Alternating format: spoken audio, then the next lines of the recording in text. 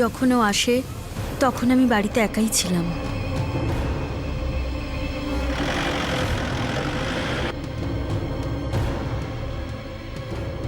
এটা তৃতীয়বার ছিল যখন ও আমার স্বামীর অনুপস্থিতিতে না বলেই আমাদের বাড়িতে আসে।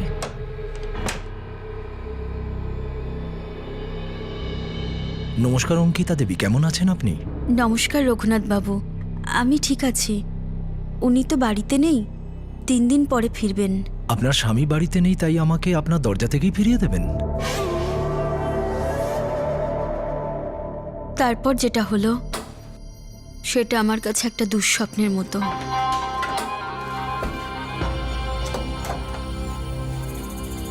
দেখুন, আমাকে প্লিজ এইভাবে বিরক্ত করবেন না। যখন আমার হাজবেন্ড বাড়িতে থাকবেন তখনই আসবেন। এখন প্লিজ চলে যান। আচ্ছা, আপনার ছেলে কি এখনো স্কুল থেকে বাড়িতে ফেরেনি? না, আসলে দেখতে পাচ্ছি না তো। রঘুনাথ বাবু, আপনি কি চান আর কেন আমাকে এভাবে বিরক্ত করছেন? আপনি তো জানেন আমি কি চাই। অনেকবার তো আপনাকে বলেওছি, এটাও আমি আপনাকে বলেছি যে আপনার স্বামী সূর্য কোনোদিন কোনোভাবে কোনো কিছু জানতেও পারবেন না। দেখুন, আমার কথা শুনলে আপনি আর আপনার পরিবারের আমি খেয়াল রাখবো। কোনোদিন কোনো বিলাসিতার কোনো অভাব হবে না। আপনার স্বামীর বিজনেসে লাভও হবে আর তাদের সবারই ভালো হবে। দেখুন, আমি আপনার বাজে কথা আর শুনতে চাই না। আপনি প্লিজ এক্ষুনি আমার বাড়ি থেকে বেরিয়ে যান।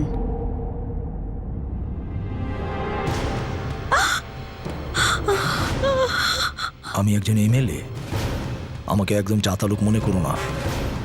তুমি জানো আমি কি কি করতে পারি? সবার সামনে তোমার পুরো পরিবারকে গায়েব করে দিতে পারি, আর কেউ আমার কিচ্ছু করতে পারবে না। আপনি এখান থেকে চলে যান, না হলে কিন্তু আমি চিৎকার করব। হ্যাঁ, করো করো, চিৎকার করো, দেখি চিৎকার করো। কেউ এলে তাকে গুলি করে দেবো। কেউ আমার কিচ্ছু করতে পারবে না।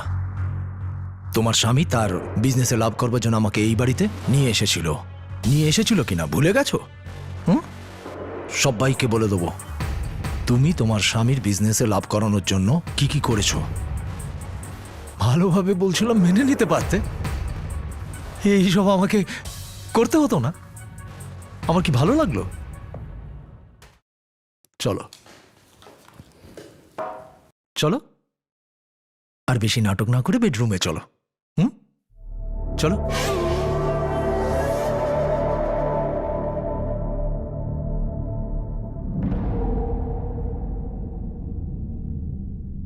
ক্ষমতার জোরে যা কিছু ইচ্ছে হয় তাই করার অহংকার, এটা কি সত্যি ছিল, নাকি কারো মন গড়া কোনো গল্প ছিল, নাকি সেটা শুধু এই জন্য ছিল যে তিনি একজন জনতা দ্বারা নির্বাচিত প্রতিনিধি, নাকি এই জন্য যে একজন অপরাধী ভোটে জিতে একজন জনপ্রতিনিধি হয়ে গিয়েছিল?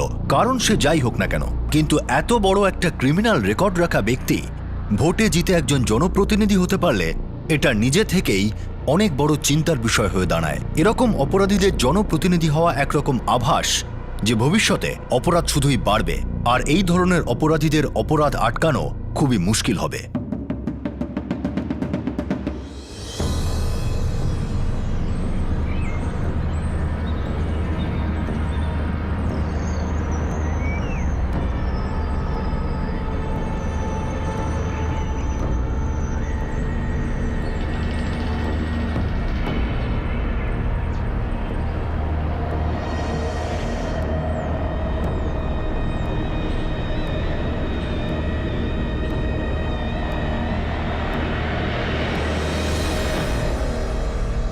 শান্তি দিদি, ওঠো শান্তি দিদি, শান্তি দিদি, শান্তি দিদি, শান্তি দিদি, শান্তি দিদি, ওঠো শান্তি দিদি, শান্তি দিদি, শান্তি দিদি, শান্তি দিদি। মেম সাহেব, ওই শান্তি দিদি উঠছে না মেম সাহেব। ও হয়তো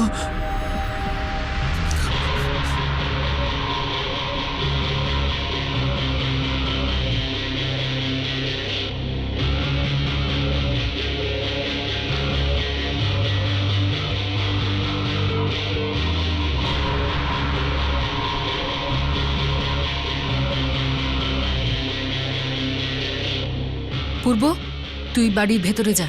আর হ্যাঁ শোন, তুই আর মেঘা যদি মুখ খুলিস তাহলে কিন্তু খুব খারাপ হয়ে যাবে।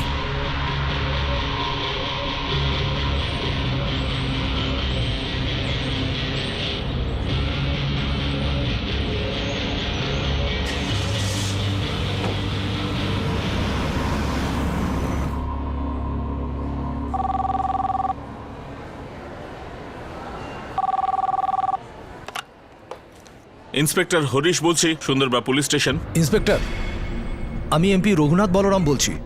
হ্যাঁ স্যার, বলুন। আমার আর একটা বাংলোতে আমার একটা কাজের মেয়ে আত্মহত্যা করেছে। আমার স্ত্রী আমাকে ফোন করেছিল আপনি যত তাড়াতাড়ি সম্ভব ওখানে পৌঁছন। ঠিক আছে স্যার, আমরা পৌঁছচ্ছি।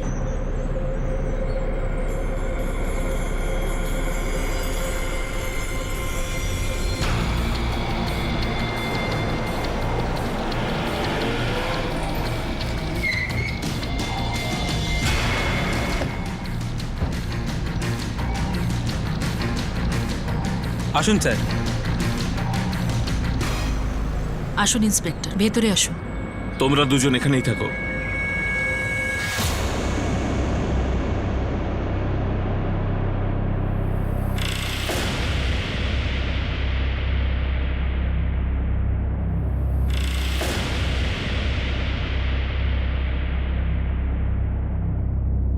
ইন্সপেক্টর, ও ও ওখান থেকে পড়েছিল, আর প্রথমে পূর্বই ওকে এখানে পড়ে থাকতে দেখে।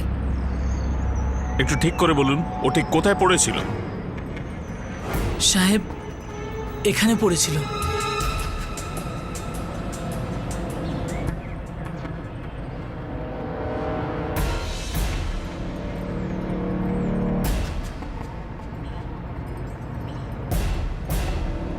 স্যার, আমরা গেটের পাশেই ছিলাম। কোনো চিৎকার বা ওপর থেকে নিচে পড়ার কোনো আওয়াজ শুনতে পেয়েছিলে? না স্যার, আমরা কিছু শুনতে পাইনি স্যার।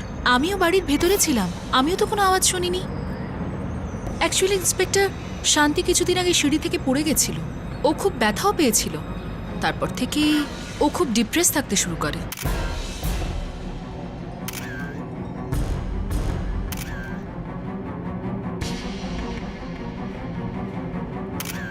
শোনো, দেওয়ালে এই চিহ্নগুলোর ছবি তোলো, আর ওদিকটারও।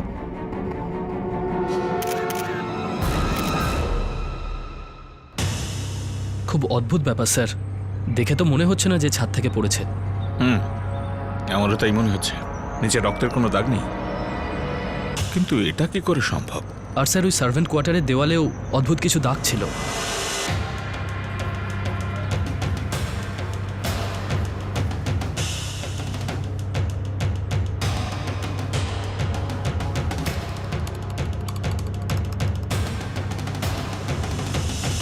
শান্তির ফ্যামিলি কোথায় থাকে? ওই জায়গাটা, কি জায়গাটা বলেছিল যেন? কেদানবাড়া সাহেব। ওর বাড়ির লোককে খবর দেওয়া হয়েছে? না, এই যে শান্তির মোবাইল ফোনটা আমার কাছে আছে। কে কে থাকে ওর বাড়িতে? আমি ঠিক বলতে পারবো না কে কে থাকে ওর বাড়িতে। সাহেব, ওনার একটা ছেলে আছে সাহেব, রমেশ। শান্তি কবে থেকে কাজ করছে এখানে? 8 ছ মাস মাস ধরে।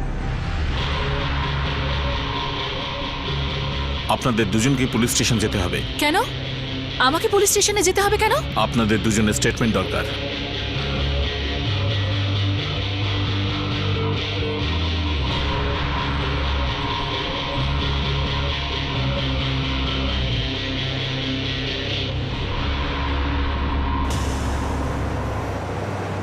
যেটা দেখা যাচ্ছে সেটা সত্যি নয়, আরো কিছু আছে। হ্যাঁ স্যার, ওদের কাজের ছেলেটা খুব ভয় পেয়ে আছে।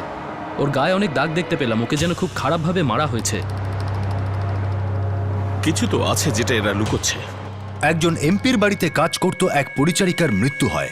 এমপি নিজেই পুলিশকে ফোন করে জানায় যে মৃত্যু ছাদ থেকে পড়ে যাওয়ার ফলে হয়েছে। তার স্ত্রী যে বয়ানটা দিয়েছিল সেটা পুলিশের ঠিক মনে হয়নি।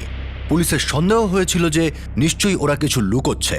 এই কেসের তদন্ত চাঞ্চল্যকর একটি অপরাধের রহস্য উন্মোচন করতে চলেছিল।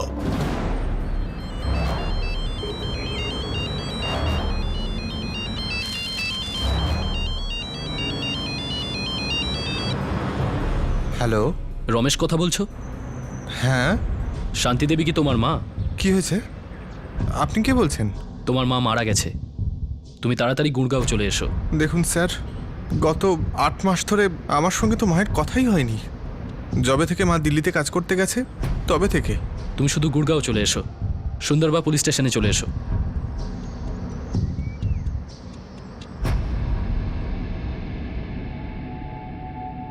ওই ইন্সপেক্টর কোথায়, আর আমি এখানে কতক্ষণ বসে থাকবো? ইন্সপেক্টর এক্ষুনি চলে আসবেন। আমার স্বামী একজন এমপি, বুঝলেন? সেটা জানেন তো?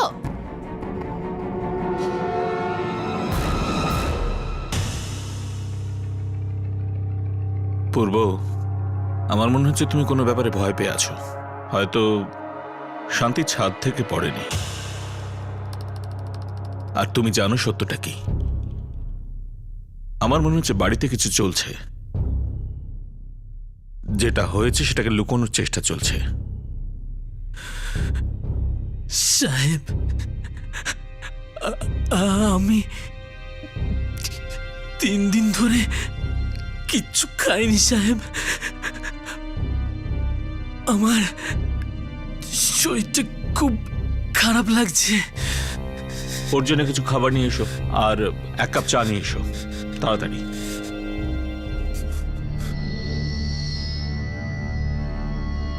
স্যার, হসপিটাল থেকে ফোন এসেছে।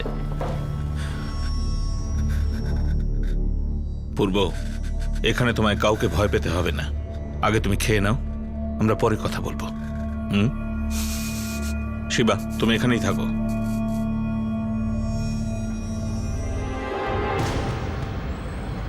তোমাকে আগেও বলেছি আমি ওখানে যেতে পারবো না। তুমি কিছু জানো? ওরা আমাকে এই পুলিশ স্টেশনের মধ্যে বসিয়ে রেখেছে। এই লোকগুলোর মাথা খারাপ হয়ে গেছে। শোনো, আমি তোমাকে পরিষ্কার বলে দিচ্ছি, এই কেসটার মধ্যে আমি জড়াতে চাই না, আর এই সমস্যাটাকে তুমি নিজেই মেটানোর চেষ্টা করো।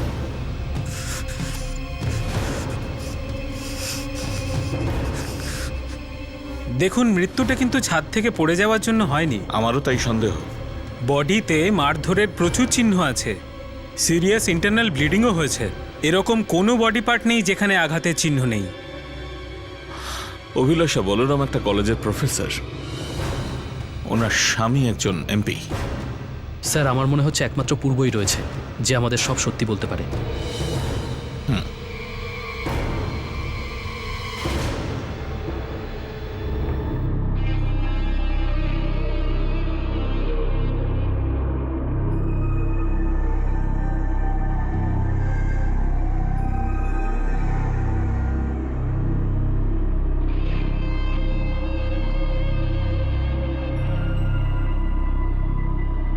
পূর্ব, আর কিছু লাগবে? না সাহেব। পূর্ব, এটা আমরা বুঝতে পেরেছি যে শান্তির মৃত্যু না তো আত্মহত্যা না দুর্ঘটনা, বরং একটা মার্ডার কেস। পরিষ্কার বোঝা যাচ্ছে যে শান্তিকে পিটিয়ে খুন করা হয়েছে। কিন্তু তুমি ভয় পেও না, এরা যেই হোক না এমপি প্রফেসর, নিশ্চয়ই ধরা পড়বে, বিশ্বাস রাখো। পূর্ব পুলিশকে যেটা বলেছিল তাতে এক বর্বর, নিষ্ঠুর, অমানবিক, জঘন্য ঘটনার প্রকাশ পেয়েছিল। একটা বিকৃত মানসিকতার ঘটনা। সাহেব, আমি 1 বছর আগে রঘুনাথ বাবুর বাড়িতে কাজ করতে এসেছিলাম। মেঘা দিদি ওখানে আগে থেকেই কাজ করতো সাহেব।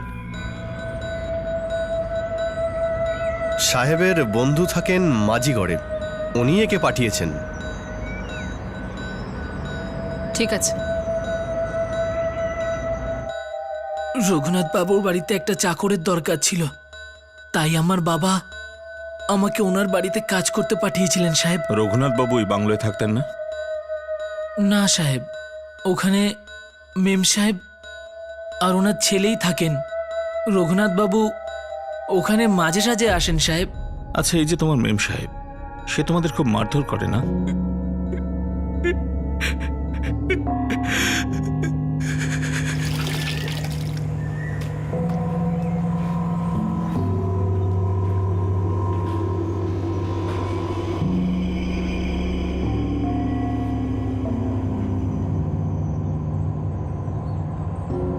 তোমার হোমওয়ার্ক করা হয়ে গেছে?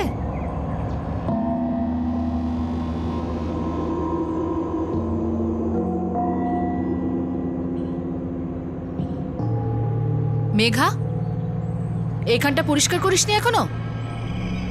মেম সাহেব, আমি এই করছিলাম। এইখানটা পরিষ্কার করার পর সোজা ওখানে চলে গেলি, আর মাঝখানটা পরিষ্কার করা ভুলে গেলি, আর জিজ্ঞেস করাতে বলছিস এখন করব। সত্যি আমি এই এখনই করছিলামই। চুপ, সব বুঝতে পারি আমি। জানিস না আমার কিরকম কাজ পছন্দ? আবার শেখাবো নাকি? আর তুই দাঁড়িয়ে দাঁড়িয়ে কি দেখছিস? কিছু না মেম সাহেব। মন দিয়ে নিজের কাজ কর। যদি একটাও প্লেট ভাঙে না, তাহলে মনে রাখবি আমি তোকে ভেঙে দেবো। সব ফাঁকিবাজের দল।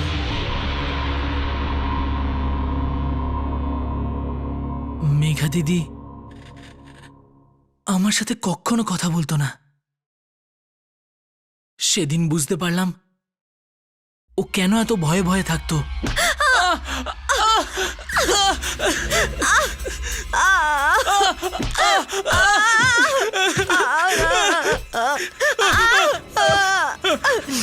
মেম সাহেব আমাকে ক্ষমা করে দিন, আর কোনোদিন এরকম ভুল হবে না। খবরদার যদি নিজেকে বাঁচানোর চেষ্টা করেছিস। আর যদি আমরা মার খাওয়ার থেকে বাঁচতে চাইতাম, তাহলে আমাদের আরো বেশি করে মার খেতে হতো। ছোট ছোট ভুলের জন্যও অনেক বেশি মার খেতে হতো। ওনার বলা সব কাজ উনি বলার সঙ্গে সঙ্গেই করতে হতো। আর যদি সেরকমটা না হতো, তাহলে উনি আমাদের রড দিয়ে মারতেন, কিংবা হাতের কাছে যা পেতেন তাই দিয়ে মারতেন। একবার আমি ভুল করে রঘুনাথ বাবুর কাছে অভিযোগ জানিয়ে ফেলি। আমি ওখান থেকে পালাতে চাইছিলাম, কিন্তু আমাকে হুমকি দেওয়া হয়েছিল যে পালালে পরে সিকিউরিটির লোকেরা আমাকে গুলি করে দেবে। বাড়িতে সব জায়গায় ক্যামেরা ছিল, এমনকি আমাদের বাথরুমেও ক্যামেরা লাগানো ছিল।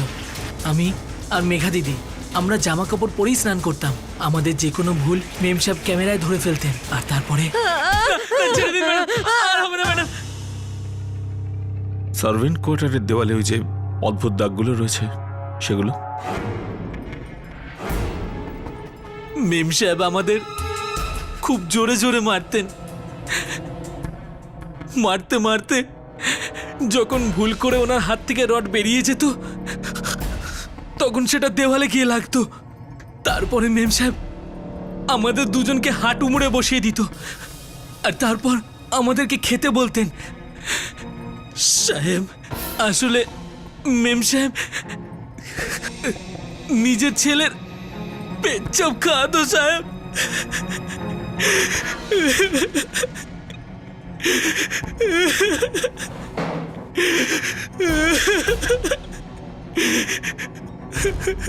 শান্তি ওখানে 8 মাস আগে এসেছিল। হ্যাঁ সাহেব, ওই শরৎ নামের এজেন্ট ওকে নিয়ে এসেছিল।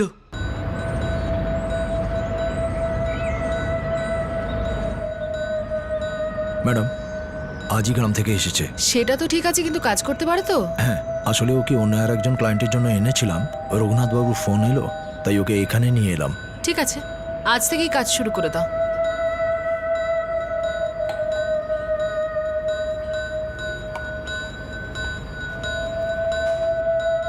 এখানে কিরকম ছুটি পাওয়া যায়?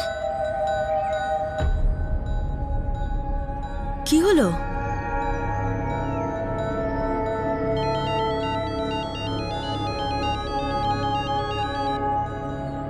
হ্যাঁ বাবা, আমি ভালো আছি। একটা নতুন কাজ পেয়েছি।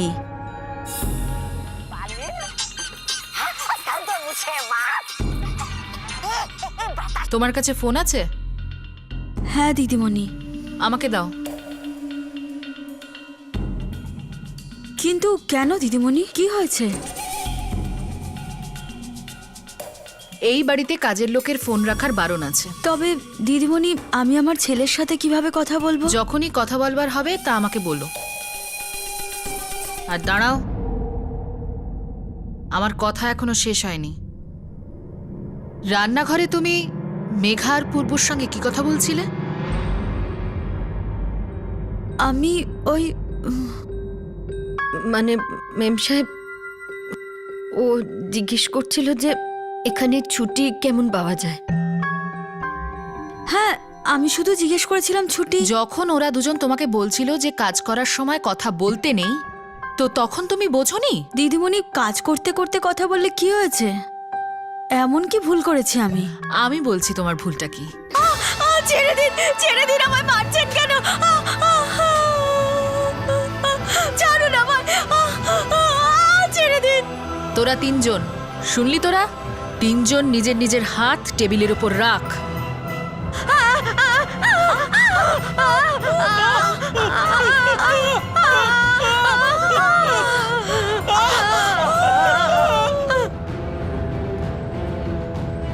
শান্তি দিদিও বুঝে গিয়েছিল ও কোন বিপদের মধ্যে পড়েছে। এখন আমরা তিনজন মিলে এই সব কিছু সহ্য করছিলাম।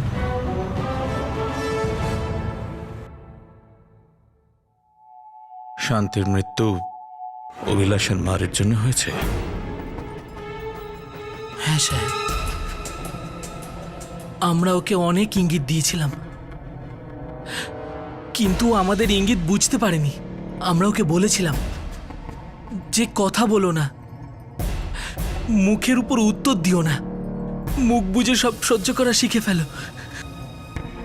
এখান থেকে বেঁচে পালানোর কোনো উপায় নেই। কিন্তু না, ও কথা শুনতো না,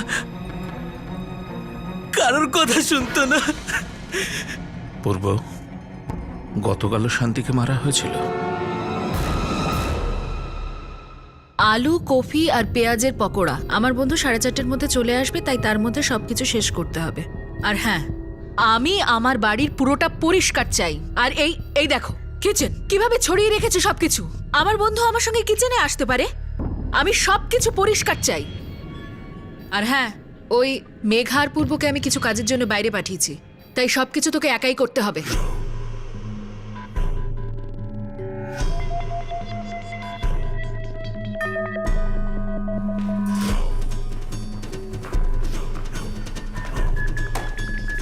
কিরে, কেমন আছিস? Hi Abhilasha, how are you? I am good, good to see you. Same আয় here. ভিতরে আয়।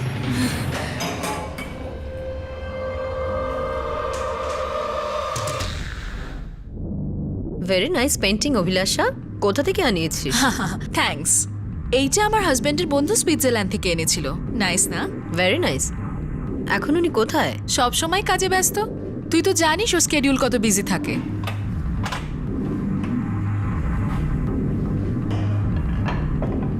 তারপর কলেজ কেমন চলছে? Very hectic. একদিনে 6টা করে লেকচার দিতে হয়। দাঁড়া 1 মিনিট। শান্তি, শান্তি কিছু স্ন্যাক্স নিয়ে আয়। হ্যাঁ দিদিমণি, এক্ষুনি আনছি।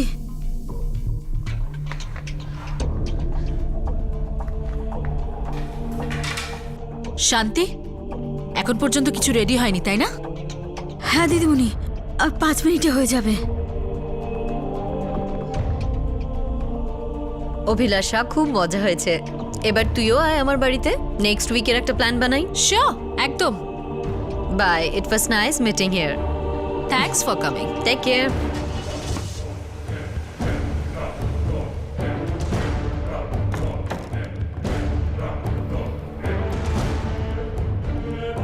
আমি তোকে বলেছিলাম না যে 4:30-এর মধ্যে সবকিছু তৈরি করে ফেলতে হবে?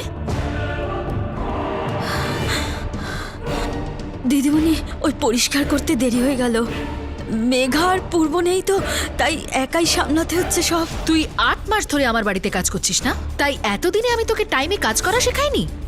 মনে হচ্ছে সবকিছু ভুলে গেছিস। আবার নতুন করে শেখাতে হবে।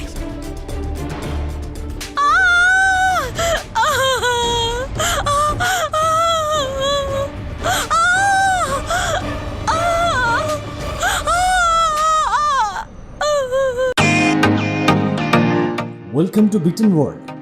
How may I assist you? নতুন ফ্ল্যাটের জন্য একটা স্ট্যান্ড ফ্যান আর কুলার নেব। এই পচা গরম থেকে একটু স্বস্তি চাই। বাজার চলতে সব ব্র্যান্ড আর ভরসাযোগ্য নয়। তার জন্য তো আমাদের ফ্যান আছে, all purpose bullet table fan, ceiling fan. আমাদের সিলিং ফ্যান কিন্তু 30 মাসের ওয়ারেন্টি সহ পাওয়া যায়। আছে ফারাটা 2 বছরের ওয়ারেন্টি, 17 থেকে 20 মিটার এয়ার ফ্লো। মধ্যবিত্তের সাধ্যের মধ্যে একমাত্র ভরসাযোগ্য ব্র্যান্ড বিটন। আমাদের কুলারের কিন্তু অনেক range, 45 litres, 50 litres, 70 litres, 90 litres, 110 litres. Honeycomb সহযোগে ব্রিটেনের সব কুলারের ওয়ারেন্টি 1 বছর। চেনা হাওয়ায় অচেনা অনুভূতির জন্য একমাত্র আদর্শ ব্রিটেন। গরমে স্বস্তি পেতে ব্রিটেনের ফ্যান হোক বা কুলার, আজই আনুন বাড়িতে। Britain, digitally years. মনে হচ্ছে সবকিছু ভুলে গেছিস, আবার নতুন করে শেখাতে হবে।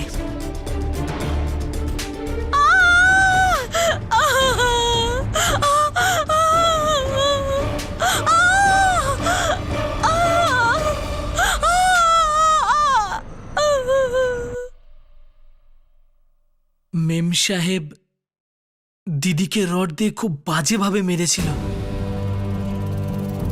যখন আমরা ওকে ঘরে রেখে আসি তখনও ও বেঁচে ছিল।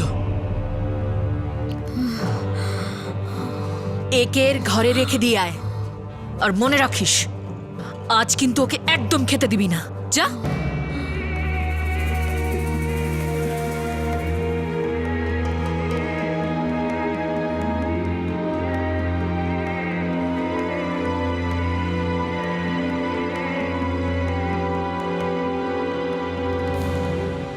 পরের দিন ওকে কাজ করতে ডাকার জন্য পাঠানো হয়। যখন আমি ঘরে গেলাম তখন ও মরে গিয়েছিল। সেটা কটার সময়? প্রায় সকাল 7:30টার সময়। আর আমাদের কাছে কল এসেছিল প্রায় 11:30। হ্যাঁ সাহেব, সকাল প্রায় 9:30 নাগাদ রঘুনাথ বাবু এসেছিলেন।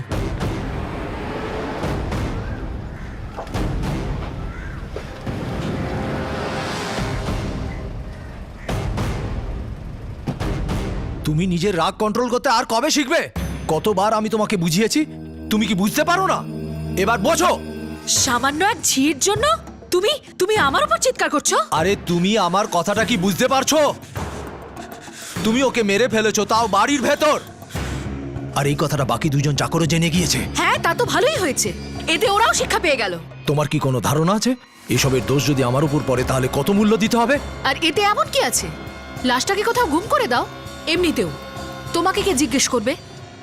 তুমি আর এতে মাথা ঘামিও না, আমাকে আমার মতো কাজ করতে দাও।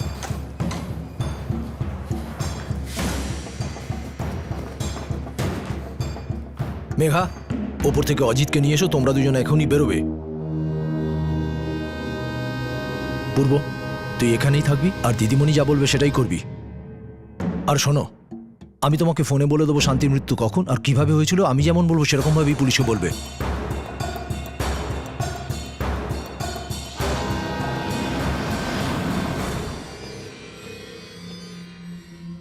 শান্তি ছাদ থেকে পড়ে গেছিল, ঠিক আছে? শুনতে পেলি আমি কি বললাম?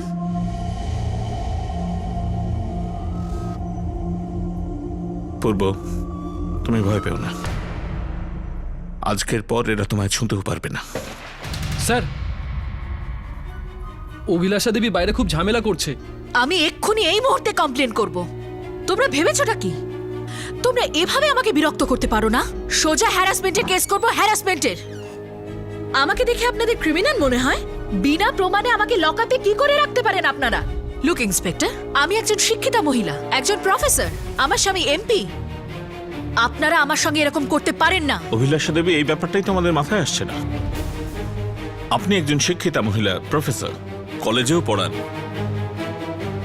তারপরেও আপনার বাড়ির কাজের লোকদের সঙ্গে এরকম ব্যবহার করেন। আপনি প্রথমে শান্তিকে খুন করেছেন, তারপর সেই খুনটাকে লুকোনোর চেষ্টা করেছেন। কি বাজে কথা বলছেন আপনি? কি প্রমাণ আছে আপনার কাছে? শান্তি ছাদ থেকে পড়ে যায়নি, আর না দুদিন আগে সিঁড়ি থেকে পড়ে গেছে, বরং আপনি ওকে পিটিয়ে মেরেছেন। আপনি আপনার বাড়ির কাজের লোকদের সঙ্গে খারাপ ব্যবহার করেন, জানোয়ারের থেকেও খারাপ ব্যবহার করতেন ওদের সঙ্গে। করতেন কি না? আপনি শান্তিকে এমন পিটলেন যে ও মরে গেল। তারপর আপনার স্বামী আপনাকে আইডিয়া দিল যে ও ছাদ থেকে পড়ে মরে গেছে।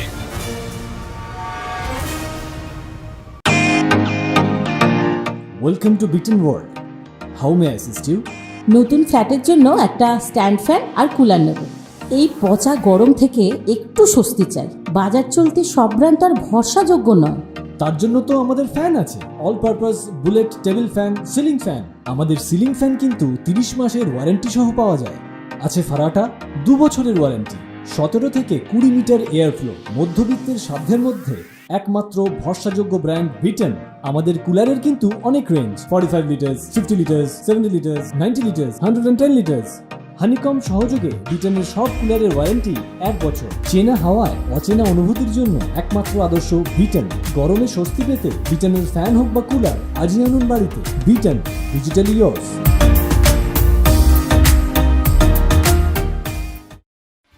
আপনি শান্তিকে এমন পিটলেন যে ও মরে গেল। তারপর আপনার স্বামী আপনাকে আইডিয়া দিল যে ও ছাদ থেকে পড়ে মরে গেছে।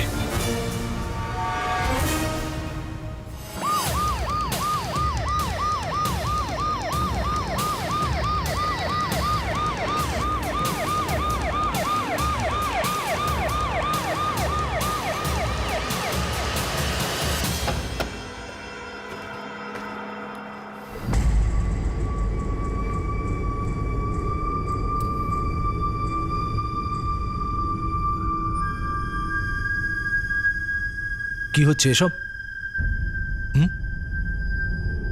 যখন এসব হয়েছিল আমি শহরে ছিলাম না।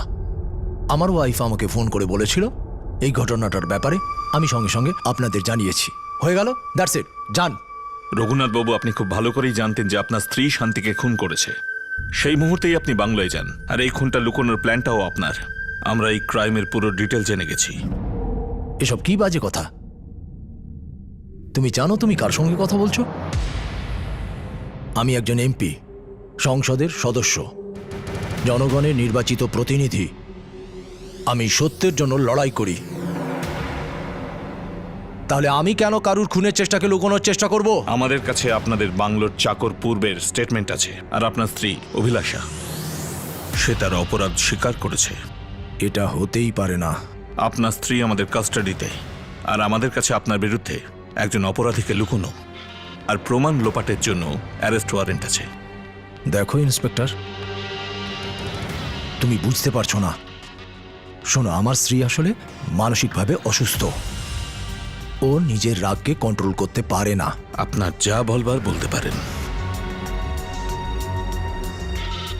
কিন্তু আমাদের হেফাজতে।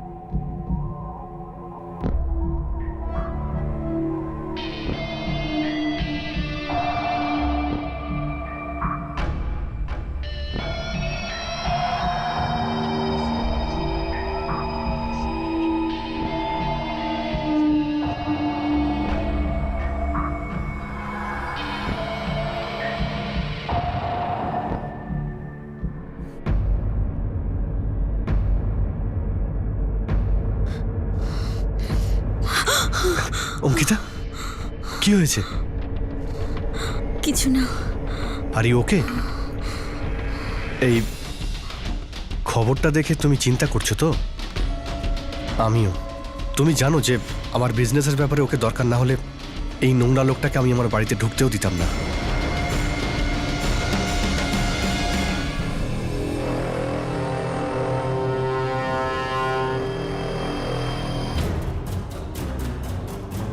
কি হলো, তুমি এত ভয় পাচ্ছ কেন? দেখো, আমরা কিন্তু এই লোকটার থেকে সাহায্য নিইনি, তাই আমাদের ভয় পাওয়ার কোনো দরকার নেই।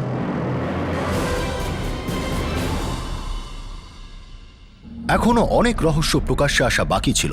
জনতার দ্বারা নির্বাচিত প্রতিনিধি রঘুনাথ বলরামের অপরাধের অনেক সূত্র প্রকাশ্যে আসা বাকি ছিল। তার স্ত্রী অভিলাষা বলরামের বিষয়েও কিছু চমকে দেওয়ার মতো সত্য প্রকাশ্যে আসা বাকি ছিল।